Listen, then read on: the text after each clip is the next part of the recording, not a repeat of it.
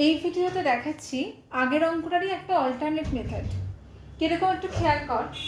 ফার্স্টে আমি সবকটাকেই সাইন দিয়ে ডিভাইড করে নিয়েছি, মানে কসে বাই সাইনে হচ্ছে কটে, মাইনাস সাইনে বাই সাইনে হচ্ছে 1, প্লাস 1 বাই সাইনে হচ্ছে কোসেক এ।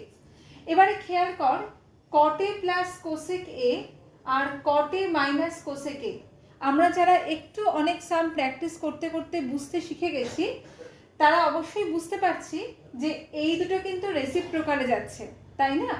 তার মানে আমি যদি a equals to cosec A plus cot নিই, তাহলে 1 বাই এ হয়ে যাচ্ছে দেখ কোসেক এ মাইনাস কটে, মানে এটা আছে কটে মাইনাস কোসেক এ, আমি পাচ্ছি কোসেক এ মাইনাস কটে।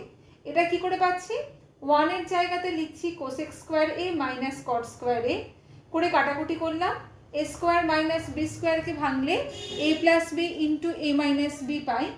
তাহলে এ প্লাস বি এর ফরম্যাটটা কেটে কোসেকে মাইনাস কটে পড়ে থাকছে, জাস্ট রিপ্লেস কর ভ্যালুটা।